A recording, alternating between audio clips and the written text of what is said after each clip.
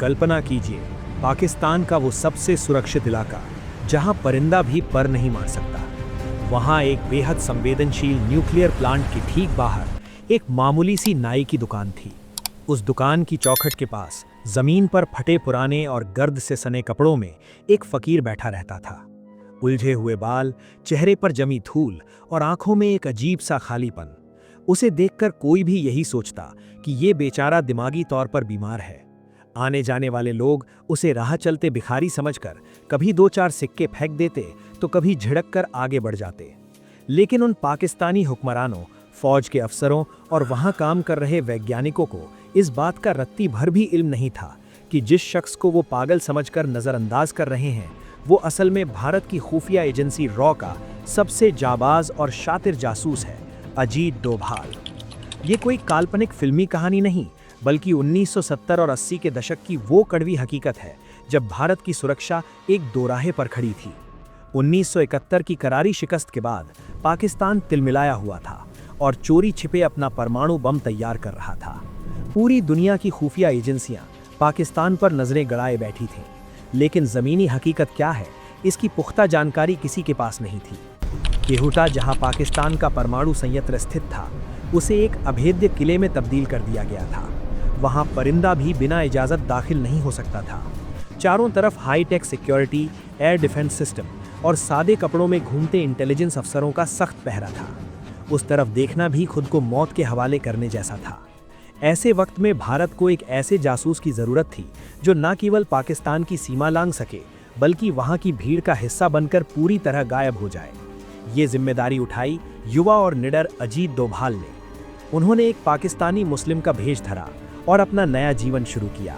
ये काम जितना सुनने में रोमांचक लगता है, हकीकत में उतना ही खौफनाक था। एक गलत लफ्ज या एक छोटी सी चूक का मतलब था सीधे मौत की सजा या उम्र भर का अमानवीय टॉर्चर। डोभाल जी लाहौर और इस्लामाबाद के बीच के इलाकों में रहने लगे। उन्होंने अपनी हिंदी की आदत छोड़ी और ठेठ उर्दू सीखी। वो स्थानीय मस्जिदों में नमाज पढ़ते और लोगों से ऐसे मिलते जुलते कि खुद पड़ोसियों को भी कभी शक नहीं हुआ कि उनके बीच एक भारतीय स्पाई रह रहा है। उनका असली मिशन सिर्फ छिपना नहीं, बल्कि सबूत जुटाना था।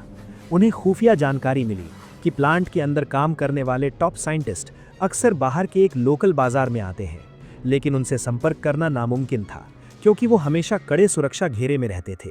तभी डोभाल जी की नज़र उस नाई की दुकान पर पड़ी जहां ये वैज्ञानिक अक्सर बाल कटवाने या शेविंग कराने आया करते थे। यहीं से शुरू हुआ डोभाल जी का सबसे रिस्की प्लान। उन्होंने खुद को एक लाचार भिखारी के रूप में ढाला और उसी दुकान के बाहर अपना डेरा डाल लिया। वे घंटों वहां धूल फांकते रहते, लेकिन उनकी चौकन्नी निगाहें हर आने जाने वाले टारगेट को पहचान रही थीं। उनका मकसद सिर्फ उन्हें देखना नहीं, बल्कि कुछ ऐसा हासिल करना था जो खुफिया दुनिया में सोने से भी ज्यादा कीमती था। आप सोच रहे होंगे कि आखिर बालों से क्या हासिल होता है। दरअसल जब कोई व्यक्ति प्लूटोनियम या यूरेनियम जैसे रेडियो एक्टिव पदार्थों के बीच काम करता है, तो उसके शरीर और खासकर बालों में रेडिएशन के सूक्ष्म अंश यानी ट्रेसेस रह जाते हैं। अगर वो बाल भारत की लैब तक पहुंच जाते तो वैज्ञानिक ये पता लगा सकते थे कि पाकिस्तान किस ग्रेड का यूरेनियम तैयार कर रहा है और वो परमाणु बम बनाने के कितने करीब पहुंच गया है। दिन हफ्तों में बदलते गए। डोभाल जी उसी दुकान की दहलीज पर मिट्टी में सने बैठे रहे। फिर एक दिन वो पल आया जिसका उन्हें इंतजार था। एक मुख्य परमाणु वैज्ञानिक दुकान के भीतर दाखिल हुआ। डोभाल जी के दिल की धड़कनें तेज थीं, पर चेहरे पर वही बेरुखी और पागलपन वाला मुखौटा बरकरार था। अंदर कैंची चलने की आवाज आ रही थी और वो कीमती सबूत यानी काले सफेद बाल फर्श पर गिर रहे थे। जैसे ही वो वैज्ञानिक बाहर निकला और दुकान में थोड़ी हलचल कम हुई, डोभाल जी लड़खड़ाते हुए दरवाजे के पास पहुंचे। नाई को लगा कि शायद कोई भूखा भिखारी कुछ ढूंढ रहा है, इसलिए उसने ध्यान नहीं दिया। बस उसी पल का फायदा उठाकर डोभाल जी ने बिजली की फुर्ती से जमीन पर पड़े उन बालों के गुच्छों को अपनी मुट्ठी में भींचा और जेब के हवाले कर दिया। ये महज 10 सेकंड की कार्रवाई थी, लेकिन इसमें पूरी जान की बाजी लगी थी। अगर उस वक्त कोई देख लेता और तलाशी में वो बाल बरामद हो जाते तो उस पूछताछ का अंजाम सिर्फ और सिर्फ दर्दनाक मौत होता। लेकिन अजीत डोभाल के उस साहस ने भारत को वो जानकारी दी जिसने इतिहास की दिशा बदल दी। लेकिन वो कामयाब रहे। वो बाल किसी तरह बॉर्डर पार करके भारत की लैब्स में भेजे गए। जब साइंटिस्ट्स ने उन बालों का एनालिसिस किया तो वो हैरान रह गए। उन बालों में हाई ग्रेड यूरेनियम के अंश मिले। रेडिएशन का वो लेवल जो ये साबित करने के लिए काफ़ी था कि पाकिस्तान ना सिर्फ न्यूक्लियर पावर बना रहा है बल्कि वो बम बनाने के बेहद करीब पहुंच गया है। अजीत डोभाल के उस एक सैंपल ने भारत सरकार की आंखें खोल दी। ये बहुत बड़ी जीत थी, लेकिन जासूसी की दुनिया में एक कहावत है, आप 1000 बार सही हो सकते हैं लेकिन आपको हारने के लिए सिर्फ एक बार गलत होना पड़ता है। और ऐसा ही कुछ अजीत डोभाल के साथ होने वाला था। लाहौर की एक मशहूर दरगाह थी जहां अक्सर भारी भीड़ रहती थी। अपनी कवर आइडेंटिटी को मजबूत रखने के लिए डोभाल अक्सर वहां जाते थे। वो वहां नमाज पढ़ते और लोगों के बीच एक पक्के मुसलमान की तरह रहते थे। एक शाम वो उसी दरगाह के एक कोने में बैठे थे। माहौल बिल्कुल शांत था, लेकिन तभी उन्हें अचानक महसूस हुआ कि कोई उन्हें घूर रहा है। उन्होंने कनखियों से देखा। थोड़ी दूर पर एक बूढ़ा आदमी बैठा था, लंबी सफ़ेद दाढ़ी और आंखें एकदम लाल। वो आदमी लगातार डोभाल को ही देख रहा था। डोभाल ने उसे नज़रअंदाज किया और वहां से उठकर जाने लगे। तभी पीछे से एक भारी आवाज़ आई, रुको। डोभाल के कदम थम गए। उन्होंने पीछे मुड़कर देखा। वो बूढ़ा आदमी अपनी जगह से उठा और धीरे धीरे उनके पास आया। उसने डोभाल के चेहरे को गौर से देखा और फिर एक ऐसा सवाल पूछा जिसने डोभाल के पैरों तले जमीन खिसका दी। उसने बहुत धीमी आवाज में कहा, तुम हिंदू हो ना? सन्नाटा छा गया। पाकिस्तान के बीचों बीच एक भीड़-भाड़ वाली दरगाह में अगर किसी ने सुन लिया होता कि यहाँ एक हिंदू जासूस है तो वो भीड़ उन्हें वहीं जिंदा जला देती। डोभाल ने तुरंत अपना कॉन्फिडेंस बटोरा और ठेठ उर्दू में जवाब दिया, नहीं बाबा, आप ये क्या कह रहे हैं? मैं तो मुसलमान हूँ, पैदाइशी मुसलमान। लेकिन उस बूढ़े आदमी ने उनकी बात नहीं मानी। उसके चेहरे पर एक रहस्यमयी मुस्कान थी। उसने अपना हाथ उठाया और डोभाल के कान की तरफ इशारा किया और कहा, अगर तुम मुसलमान हो तो तुम्हारे कान क्यों छिदे हुए हैं? ये सुनते ही डोभाल को अपनी वो गलती याद आ गई जो उन्होंने बचपन में की थी, या यूं कहें कि ये हमारी भारतीय संस्कृति का हिस्सा था। बचपन में उनके कान छिदवाए गए थे और भले ही उन्होंने कुंडल पहनना छोड़ दिया था, लेकिन वो छोटा सा छेद अभी भी वहां मौजूद था।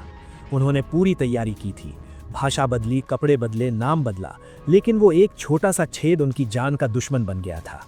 उस पर डोभाल को लगा कि खेल खत्म हो गया है। इतने सालों की मेहनत और सावधानी सब बेकार गई। एक छोटे से निशान ने उनकी पूरी पहचान एक्सपोज कर दी थी। आसपास भीड़ थी। अगर उस बूढ़े आदमी ने थोड़ा भी शोर मचाया होता तो डोभाल वहां से जिंदा बाहर नहीं निकल पाते। लेकिन डोभाल हार मानने वालों में से नहीं थे। उन्होंने अपनी आवाज़ सख्त की और उसकी आंखों में आंखें डालकर बोले, नहीं बड़े मियाँ, आप गलत समझ रहे हैं। मैं मुसलमान ही हूँ। ये निशान तो बचपन में हुए फोड़े फुंसी का है। लेकिन वो बूढ़ा आदमी भी कच्चा खिलाड़ी नहीं था। उसने तुरंत बात काटते हुए कहा, तुम झूठ बोल रहे हो। मैं पहचानता हूँ, ये फोड़े का नहीं, कान छिदवाने का ही निशान है। तुम हिंदू हो। डोभाल के माथे पर पसीना आने लगा।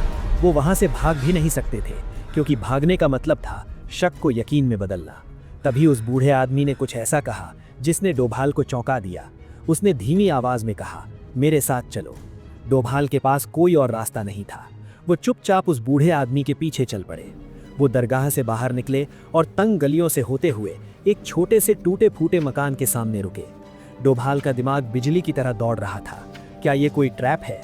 क्या अंदर पुलिस उनका इंतजार कर रही है? दरवाजा खुला और वो अंदर गए। अंदर एकदम अंधेरा और सन्नाटा था। उस बूढ़े आदमी ने दरवाजा बंद किया, कुंडी लगाई और डोभाल को अंदर वाले कमरे में ले गए। डोभाल हर खतरे के लिए तैयार थे। उनकी नजरें किसी हथियार या भागने के रास्ते को तलाश रही थीं। लेकिन जैसे ही वो कमरे में दाखिल हुए और बूढ़े आदमी ने एक छोटी सी मोमबत्ती जलाई, तो जो नज़ारा उन्होंने देखा उस पर यकीन करना मुश्किल था। वहां कोई हथियार नहीं था, कोई पुलिस नहीं थी। कमरे के एक कोने में एक छोटी सी अलमारी खुली हुई थी, जिसके अंदर भगवान शिव और दुर्गा की छोटी छोटी मूर्तियां रखी हुई थीं। वो बूढ़ा आदमी जो दुनिया के सामने पक्का मुसलमान बना रहता था, वो असल में हिंदू था।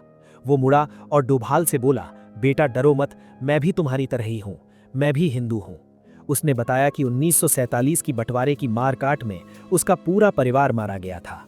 जान बचाने के लिए उसने भेष बदल लिया, धर्म बदलने का नाटक किया और तब से पाकिस्तान में मुसलमान बनकर रह रहा था। लेकिन उसने अपनी असली पहचान इस छोटे से अंधेरे कमरे में जिंदा रखी थी। उसने डोभाल को देखते ही पहचान लिया था, क्योंकि कहते हैं ना कि एक छिपा हुआ इंसान ही दूसरे छिपे हुए इंसान को पहचानता है। डोभाल ने राहत की सांस ली। जो उन्हें अपनी मौत लग रही थी, वो दरअसल उनकी जान बचाने वाला फरिश्ता था।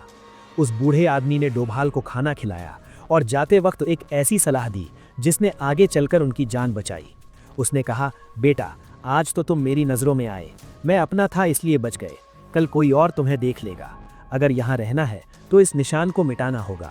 डोभाल ने उसकी सलाह मानी और तुरंत प्लास्टिक सर्जरी करवाकर अपने कानों के छेद भरवा लिए। वो वहाँ से भागे नहीं, बल्कि अगले 7 साल तक पाकिस्तान में डटे रहे। उन्होंने ना सिर्फ वो बाल, बल्कि पाकिस्तान की न्यूक्लियर प्लानिंग और आईएसआई के कई गहरे राज भारत भेजे। फिल्मों में जासूसी आसान लगती है, लेकिन असलियत में ये बिना हथियार के मौत से खेलना जैसा है। आज वो भारत के एनएसए हैं, लेकिन उनकी असली ताकत वो भिखारी वाला रूप था जिसने अकेले ही पाकिस्तान के सबसे सुरक्षित न्यूक्लियर प्लांट की धज्जियां उड़ा दी थी। इतिहास गवाह है, कभी कभी एक अकेला आदमी पूरी फौज पर भारी पड़ता है।